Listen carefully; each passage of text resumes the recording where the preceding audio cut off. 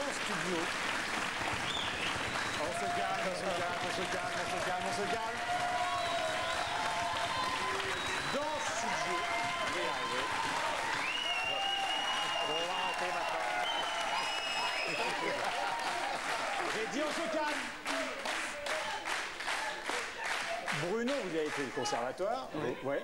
Et dans studio, j'ai appris que vous, en fait, au départ, vous vouliez être comédien. C'est vrai, ça? Mais on se tutoie d'habitude, non? Oui, oui, non, mais bon. Ouais. Alors, non, mais je ne le savais pas. C'est mon témoin de mariage, quand même. Mais je ne savais pas du tout, donc... Ben oui, c'est-à-dire qu'au départ, je voulais être comédien, je voulais pas être chanteur. Et puis, j'avais monté un petit groupe dans les années 60. Et je chantais au dancing du Moulin Rouge, le samedi, parce que j'étais mineur, donc. Le samedi après-midi et le dimanche après-midi, pour gagner un peu d'argent. Pour pouvoir payer mes cours de comédie, je suivais des cours de comédie au Centre d'art dramatique de la Rue Blanche avec Marie Marquet. Et puis après, il y a les gens d'une maison de disques, la Maison Vogue à l'époque, qui était la même que Dutronc et Françoise Hardy par la suite, m'ont vu chanter donc au Et c'est parti de l'autre côté. Et puis ils m'ont demandé de faire un disque. Et puis moi je me suis dit chouette, si je gagne un peu plus de blé, je vais pouvoir payer plus longtemps des. Et puis bon, alors. Ma route est partie vers la chanson. Mais pourquoi au départ c'était la comédie? C'était la famille, l'idée, c'était l'admiration pour le cinéma? Parce que dans ma famille adoptive, les gens qui m'ont élevé, c'était plutôt...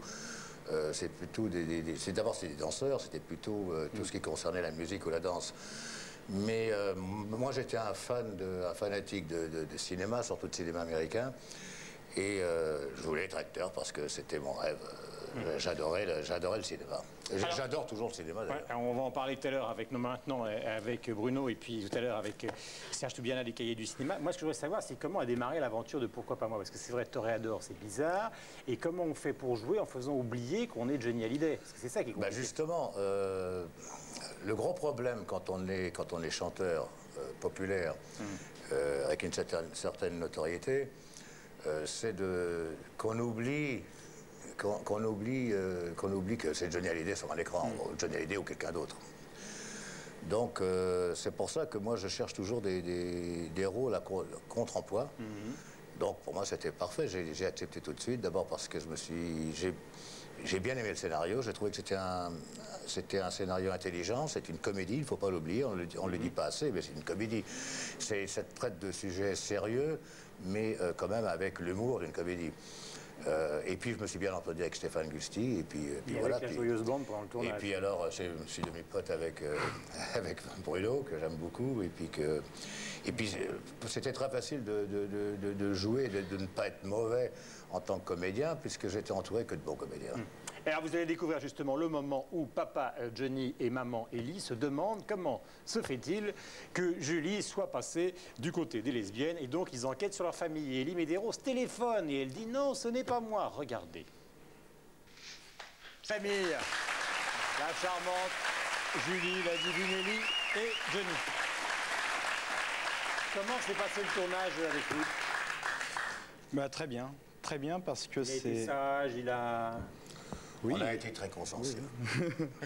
Non, c'est quelqu'un qui est très à l'écoute de l'autre. C'est quelqu'un de très instinctif et qui est très généreux sur un plateau, qui réagit en fonction de l'autre. C'est-à-dire qu'il ne prépare pas ses coups à l'avance. Vous savez, il y a des acteurs qui travaillent chez eux et puis après qui jouent en face de vous ou en face d'un mur, c'est pareil, ils disent leur truc et boum, boum. Alors que Johnny, il est affût d'un regard, une expression et il réagit en fonction de ça. Ouais, je crois que ce qui est important quand on joue avec un comédien, c'est bon, évidemment, c'est d'apprendre son texte. C'est d'être dans la conjoncture du rôle qu'on joue, mais c'est important de laisser toujours libre cours un petit peu quand même à la spontanéité. Un acteur, un regard te donne envie de faire quelque chose sur le moment, c'est ça qui est important. Et puis bon, c'est quand même, on est deux quand on joue à deux, on n'est pas tout seul. Hein. Ben, les films, c'est pas le premier, on en parlera tout à l'heure. Surtout, on s'est beaucoup amusé pendant ce film. Est-ce que vous avez eu peur? Est-ce que tu as eu peur d'être mort? Parce que quand même jouer un toréador qui poursuit et où arriver, il faudrait que ce soit dans ce registre-là, c'est-à-dire... Absolument, oui, pas du tout avec le tempérament d'un Johnny Hallyday à l'écran, bon, parce que ça, c'est pas crédible.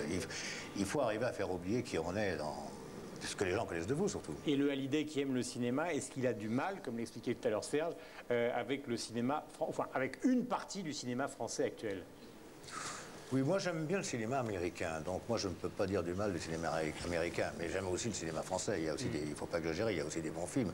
Moi j'adore la nouvelle génération des cinéastes français, sans oublier les Yann Kounen, les Luc Besson, Laetitia Masson. Enfin bon, il y a une pléiade de nouveaux réalisateurs en France qui arrivent et qui ont plein de choses à dire, qui ont plein de choses à montrer, qui est un peu différent de la vieille tradition du cinéma français et qui est un peu plus axé de ce que font d'ailleurs un peu les Américains, mais évidemment avec moins de moyens que les Américains, parce que nous sommes un pays où ça reste dans notre pays, et on ne peut pas avoir les mêmes moyens qu'ont les Américains qui vont dans le monde entier.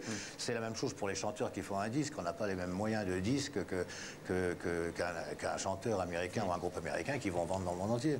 Bruno, est-ce que ça vous fait... C'est ça le problème. Est-ce que ça vous fait peur comme jeune comédien que tout d'un coup une partie du cinéma français s'essouffle? Ou est-ce que ça vous... Oh, je sais pas. Ou est-ce qu'on se pose pas la question, on se dit ma vie est devant moi et allons-y? Comment dire? Il me semble qu'on dit ça tout le temps, qu'en même temps ça s'essouffle et qu'en même temps ça reprend. Est-ce que c'est pas la nature humaine qui est foutue comme ça, ou qui est mal foutue plutôt? Non, je sais pas, il faudrait avoir tous les chiffres, il faudrait mener une vraie enquête. Si je vous réponds oui ou non comme ça va être des mots pour répondre, mais ça va complètement être inintelligent en tout cas.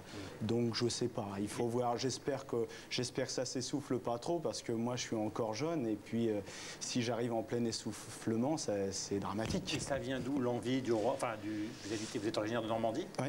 D'y aller, c'est-à-dire de sortir d'un itinéraire qui était peut-être conventionnel à la base, et puis qui tout d'un coup dit bon, cette fois-ci, mon destin, ce sera un autre.